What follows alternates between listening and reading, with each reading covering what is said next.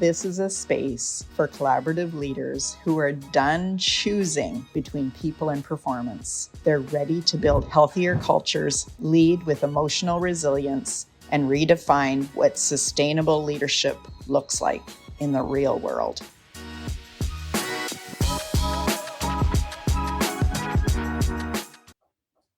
Today, I am here with Jake de Guzman to talk about the importance of purpose and a calling. Jake is an award-winning, what he calls accidental author, educator, and TV producer, and a journalist, as well as a reluctant company founder. He studied philosophy in his early years and joined the Jesuit seminary for 5 years.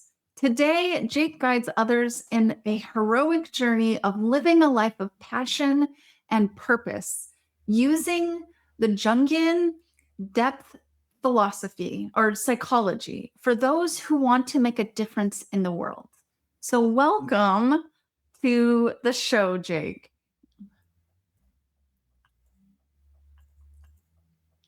Hi, Jennifer. Happy to be here. I'm really grateful for this space you and Debbie have created for me to be able to talk about the meaningful things I've accidentally discovered in my life. Yes, we're going to talk a little bit about why you use those words. But to start out with, I would love for you to just give us a quick 2-minute history of how you ended up here doing what you do now. Oh, yeah, that's a hero's journey. So today I'm an author, a teacher, a coach, and a journalist in Vancouver. Before that, in my previous life, or in the first half of my life, I was born and raised in the Philippines, went to Jesuit schools, decided to join the Jesuit seminary out of university, became a TV producer, burned out, took my MBA, did mergers and acquisitions for a large telecom company in the Philippines, burned out there too. Joined an incubator investing in media companies that had a purpose of nation building. Then I accidentally founded a cable TV channel and my own media company, and at the same time taught leadership at the MBA level in the Ateneo Graduate School of Business. Became a father and a triathlete at the same time too. What I love about your story, Jake, is that it shows people that you don't always have to have the perfect plan, right? Because you sort of stumbled along your journey and found yourself along the way. Oh yeah. There was this meme that was circulating a few years ago about life plan is a linear. This is my plan. It's linear. Like you go to a good school, get a good job, stay there, get promoted and retire and hopefully build a good life. And then the meme goes, but the actual life is not linear, right? It's more spherical. I say that my resume only makes sense in the rear view mirror. And the thread that ties it together for me is this search for my own calling, my own purpose. Where are my passions? Where does it fit in the world? What good, what greater good does it serve? Where is this sense of self-fulfillment and service at the same time? And I sort of had to go through those chapters of my life to find that, to embody that in the world. Yeah, you talk a lot about this calling and that's really where your journey starts. Yeah. But I think a lot of people don't understand what that means. Like, what help us understand what a calling is and how do we recognize it when it comes? Yeah. So in terms of when I was teaching leadership development to MBA students, I go, how do leaders become leaders? And the insight was a simple math formula: self plus context equals the call to leadership. So what do I mean by that? Self, if we dimensionalize ourselves, who are we? What are our patterns of strength and challenge? What are the things that give us joy, that move us, that inspire us? What are we good at? What have we learned in school, in our professions, in the corporate world? Where are our skills potentially world class? Or what do people come to us for when they have problems? Context. What is happening in the world that we care about? What is happening in our organization, in our industry, in our company that pains us, that we wish these problems people would solve? And then what are the opportunities in front of us today that's given to us, thankfully, in our work, in our communities, in our families, in our countries? And you put all that together, self plus context, there's a chemical reaction. There's this sense of dissatisfaction. Why is the world like this? Why am I like this? Where is my place in the world? Where do I belong? What is the good that I can do? There's a sense of excitement. Oh, if I could do this, that would be an awesome life. That would be fulfilling. This sense of fulfillment and service at the same time, and they go hand in hand. So that's where it starts, this sense of what is my purpose in the world? Mm. And it comes from the inside. In Jungian psychology, James Hollis, a Jungian psychologist, therapist, and author, says there's an appointment with the soul. The soul reveals itself. Our inner world, our inner longings reveal itself in the journey of our lives, in the chapter of our lives. Often they are in the challenges of our life. In all those challenges, external, and they may seem external, is an inner longing, is an inner call. Yes, I love what Jung says when he says, those that look outside dream, but those that go within awaken. And I feel like that is what you help people do. And one of the things that I noticed that you talk about that I have really found to be true is that on this journey that you talk about, the hero's journey, Yeah. it is not always easy. Although you said, when you start and you feel the calling, sometimes it's wrapped in those ideas and feelings of joy and longing and the things that we love doing. The journey is not always easy. And so you talk about the difficulty and how the difficulty is really transformative and important. So can you give us a perspective on that difficulty of the journey and why it's so important as a leader? Yeah. I think often we think of difficulty and challenge as something that's gone wrong. Either something that's gone wrong in the world, something's gone wrong in my company, or something has gone wrong with me. But when we look at how leaders become leaders and how companies become great, how you create lasting impact, there are inflection points, and the inflection points are normally marked by crisis, either personal or external. And the crisis is often marked by things breaking. The way things used to be was good and they used to work, but now they don't seem to work. And Heifetz and Linsky studied leadership and change management and disruption. And they said the problem is sometimes we think problems are technical problems, that they can be solved by existing knowledge. If I need to know how a company is doing, or what is the health of a company, then you use accounting. If I needed to launch a product, then you use marketing. But there are leadership problems, and transformative problems are not technical, they are adaptive. That means things break. And we need to change the organization and ourselves in order to adapt to this. And these are marked by highly emotional problems, problems that are complex, that one solution does not fix them. In fact, some solutions often have unintended consequences. You think they would work, and then they suddenly don't, and they make things worse. They're highly emotional. There's a sense of disorientation. Where is the path? How do we navigate? There's a lot of internal conflict with your stakeholders and within an organization. And that challenges the person of the leader and the entire organization to evolve. Where Mm. are we? What do we care about? How Mhm. do we address this thing that we cannot control with whatever limited resources and gifts that we do have? It reminds me so much of the book Antifragile. Have you heard of it? I've heard of it, but I don't know all the ideas behind Um, it. Yeah. so Talib, who is the writer of Black Swan, talks about this idea of being, instead of being really robust and strong and hard as a company, like a brick wall. Yeah. There's a concept of being anti-fragile, which means every challenge and every failure becomes a strength. So it's the model of like the black box of airline industries, right? So every time there's something that goes wrong on an airplane, they have a black box and they have a process where they can very quickly evaluate what went wrong and then change the process internally so that it strengthens it going forward, because we do not want people dying from from air flight, right? It needs to be a very safe process. And so that's what it reminds me of. And I think that's the work of leadership, right? To look at what's happening on Mm. the outside and inside and say, this is what it means. This is how things fall into place.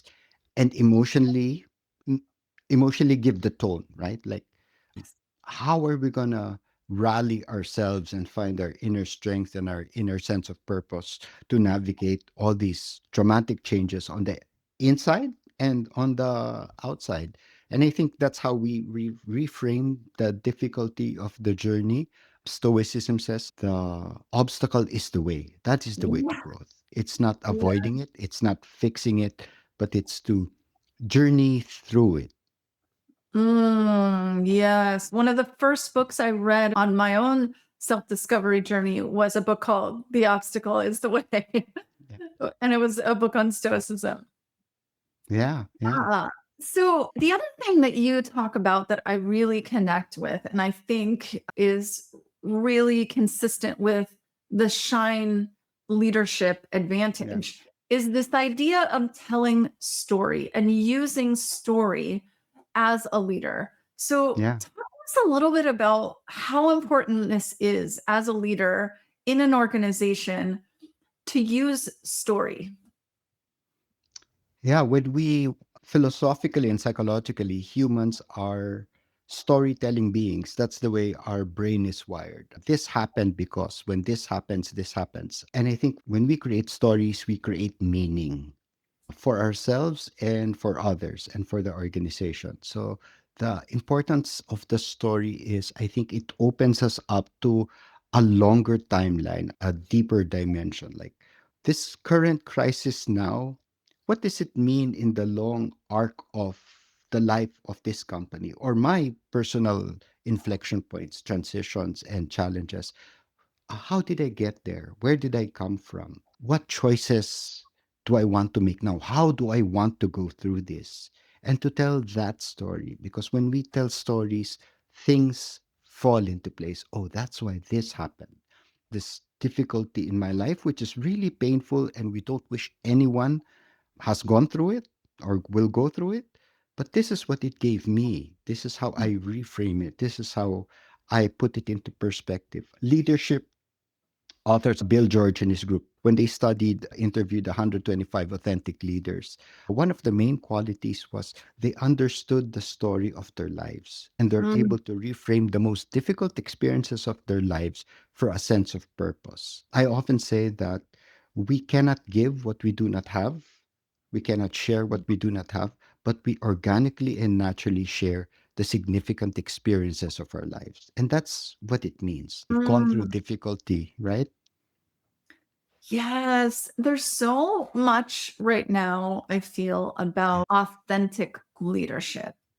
And what I've noticed from my experience is that leaders don't necessarily automatically know how to be authentic because you may have been taught differently, taught to hide the failures, Yes. to hide the weaknesses, the things that would disrupt, a particular viewpoint of who you are or your reputation. Let's flip that, because your vulnerability and your failures are what show your authenticity and show your team the power of learning through those failures.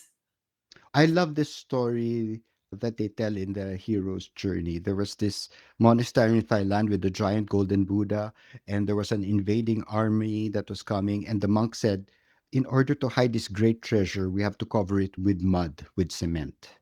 So they covered the giant golden Buddha with mud and cement, and generations had passed that the current monks had forgotten there was gold beneath the mud and the cement, until one day a tree falls and cracks open part of the Buddha's face, and a monk sees, oh, there's gold behind this. So all the monks gather together and start taking away the years and the generations of mud and cement to see that there is gold.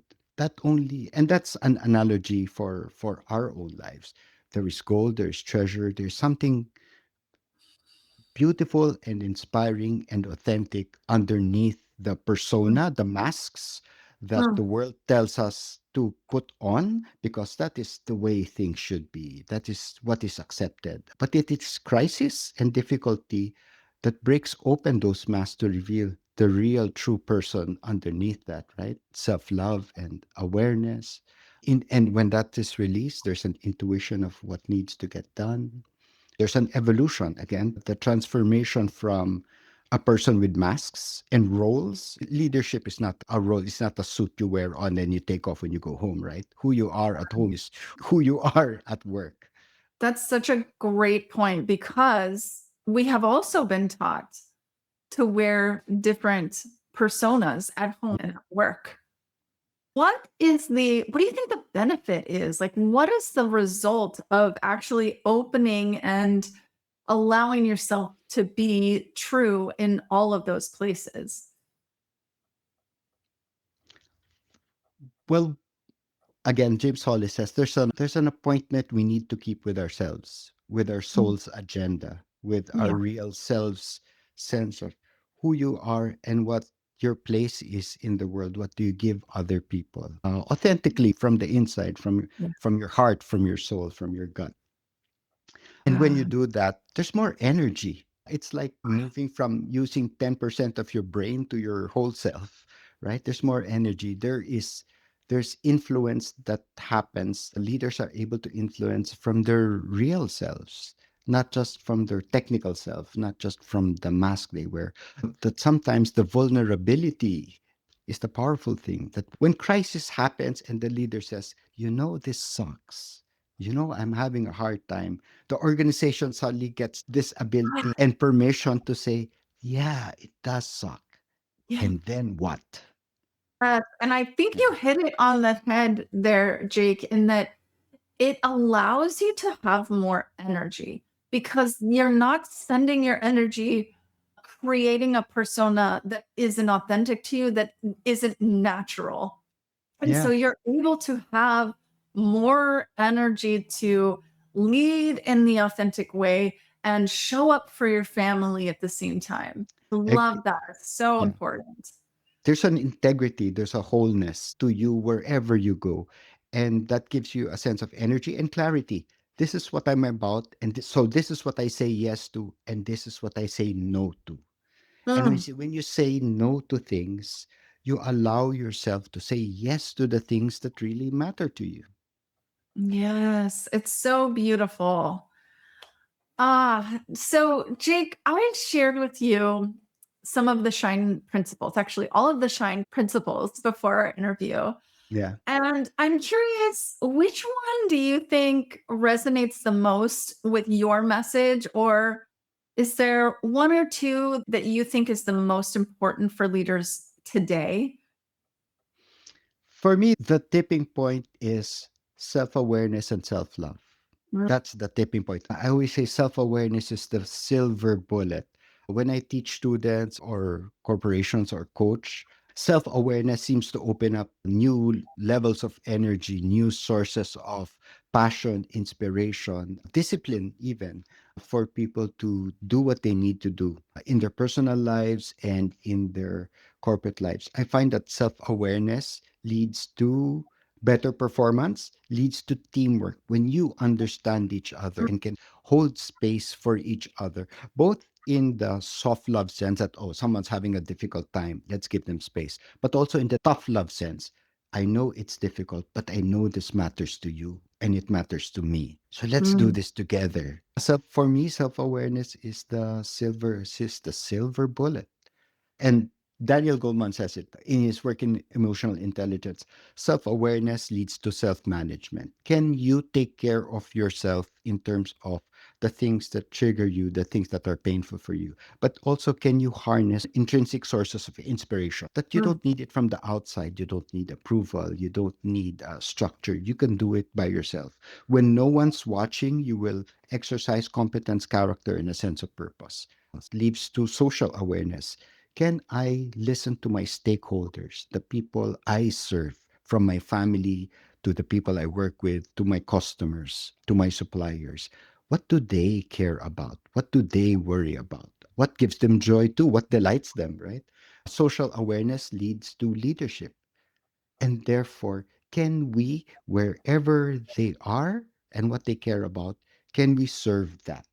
Given our own strengths as a person, as a team, and as an organization. Self Oh, awareness is the silver bullet.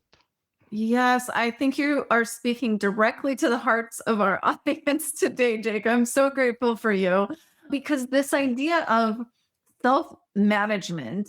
So, for many generations in the US and even in outside of the US, we have relied and pointed to our corporations, our organizations, our management team to give us pension, Yeah. retirement, good places to work, benefits and happiness while I'm in your, organization. But there is a balance here. Yes, corporations and leaders and organizations have a responsibility to create a good culture. And each individual has a responsibility to manage their own joy. Yeah. Exactly. It's that combination of self and context, the internal and the external. And I think for us who work in corporations or in the professional space, there's really an opportunity to create structures in a space where people can become their true selves, can experience that through work and making a contribution to society by training, by culture, by challenging ourselves and Mm. growing in our own skill and using our own skill to create value in the world, right? To make a difference in people's lives. And that would be such an amazing world if all of our Yeah. corporations made a difference or had the perspective of making a difference in the lives of their employees. I read once from, oh, I can't remember who the CEO was, but he was interviewed by a podcast that I was listening to. And he was saying, I started to see my employees as my children. How would Yes. I love for my children to be led in a corporation? And that is what changed everything for his organization. So I just love that perspective. When I will share with you, when I founded my own media company, I often said that my producers, the young people I work with and recruited and brought up, their product was the show that could inspire and change the lives of other. I go, my product as CEO was them. Are their Mhm. lives better? Are they coming to work with their whole selves? Are we giving them a chance to go through the developmental hero's journey that everyone goes through and bring that to the table, bring that to the stories that they tell? As a CEO, my product is my employees. Yeah, I love that. It's so yeah, beautiful. So, from your perspective, Jake, you have so much experience in different aspects of living in the world. And so, from that perspective, what do you think is the one most important, deeper issue that leaders are facing now that is so important for developing a healthy, thriving culture within an organization? I think the greatest challenge that leaders face today and have faced over the generations of the practice of leadership is that sense of disruption in the world, that things are breaking. Mm. And if things are breaking on the outside at a macro scale, at the global scale, things will break in an organization. Things will not be the way they used to be. And that affects everyone, including the person of the leader. And the challenge is to be able to tell that story of, or to tell their story. What is happening? Why is it happening? What are the opportunities this challenge gives us to transform and evolve? Jim Collins, when studying Good to Great, when he studied good companies that became great, over 30 years, there's an inflection point at about 15 years where all the companies nearly failed, nearly closed. Stock price was zero, no value, no value.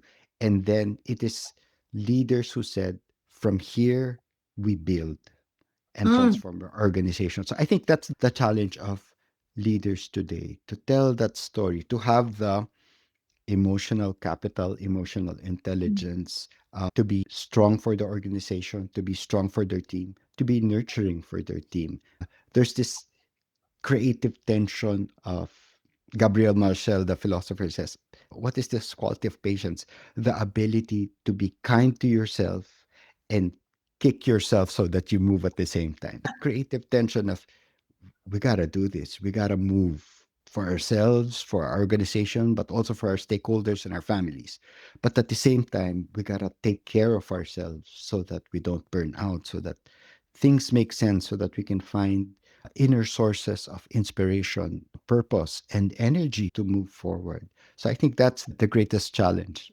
It just makes me wonder, how can leaders really recognize that they're in this place? Like maybe this mark of my value in my company is actually starting to fall and it's scaring me. And I feel like I need to react from a place of strength or something that I was taught from the past. How can they recognize that maybe leading in a different way, reacting to this negative environment in a slightly different way could be so much more beneficial? I just wonder how they can be more aware and recognize that they're in a really pivotal moment. Well, when things break, and I guess that's the value of a crisis, right? That it tells us that things no longer serve us, either Mm, internally or externally. The structures and the practices we've built over generations need to evolve and change.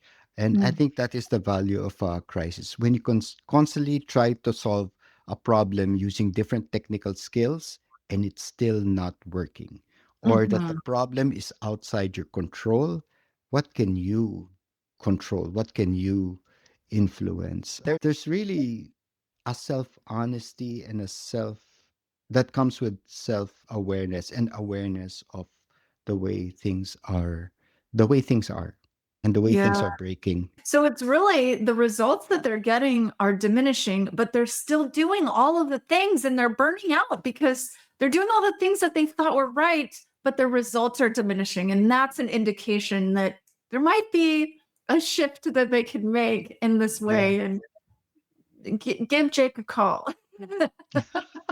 Well, I think that's the value of telling the story and seeing our own personal histories and organizational histories in the light of a hero's journey.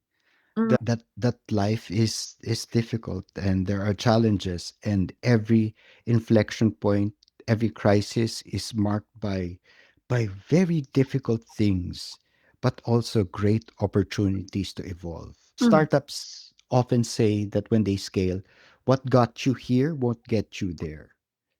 So sometimes the end of the road of what we used to know is marked by crisis. mm. Yes. And sometimes that shift to doing things a little bit differently can feel overwhelming because we've never done it before. We don't feel like maybe we have a path or a plan or a guide in that way. Is there one small thing? I always tell my clients, what's the smallest first step that you can take? Is there one small shift that you would recommend leaders make as the very first step to doing something a little bit differently and changing their leadership in this way?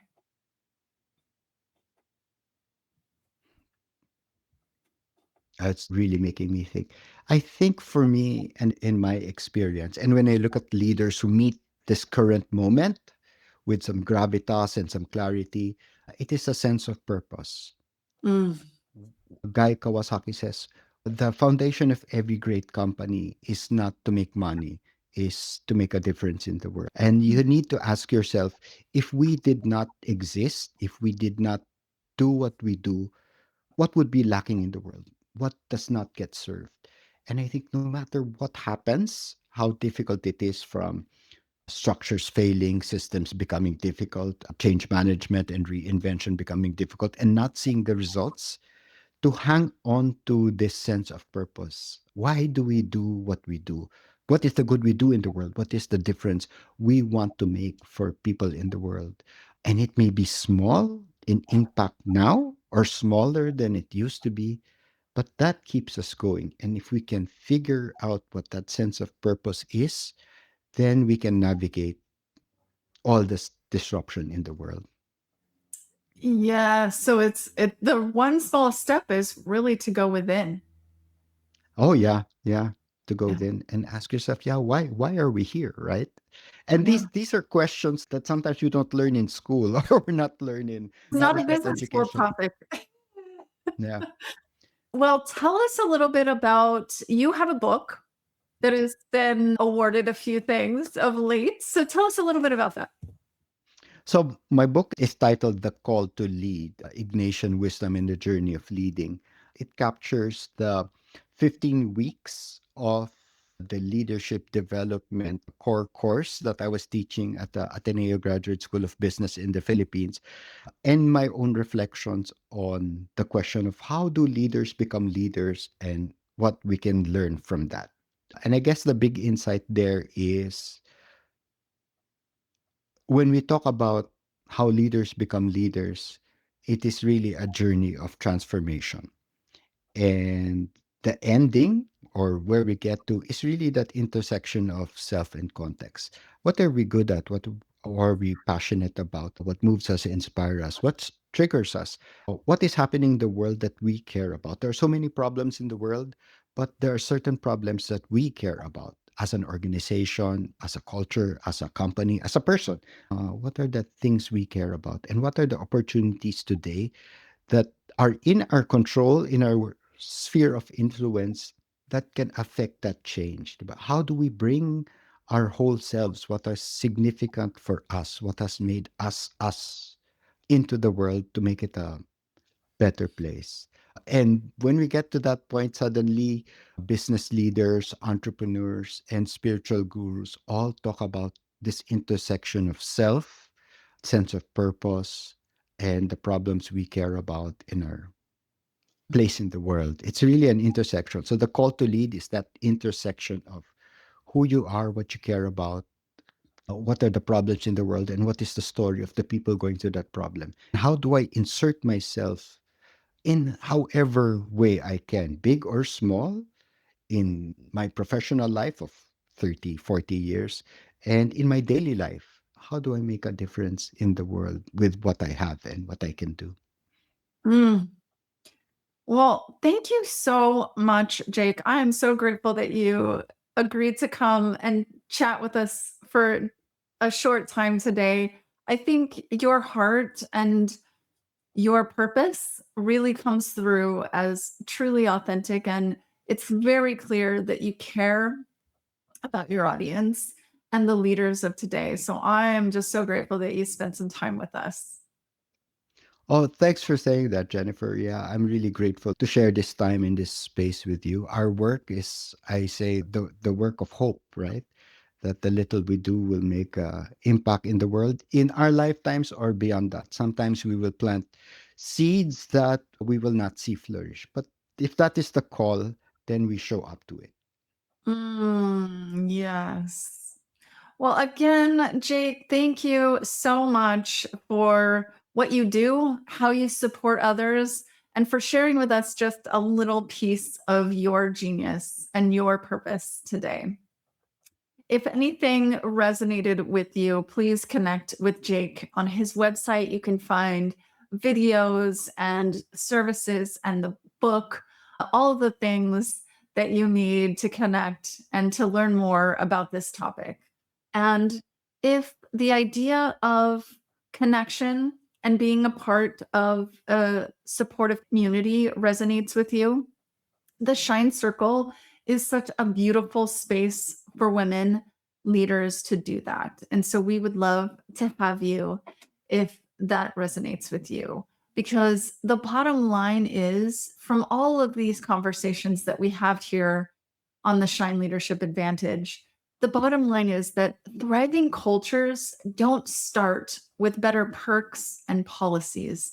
They start with leaders who are willing to heal and to grow and to lead from a place of wholeness and joy. And that is the Shine Leadership Advantage. Thank you for joining us.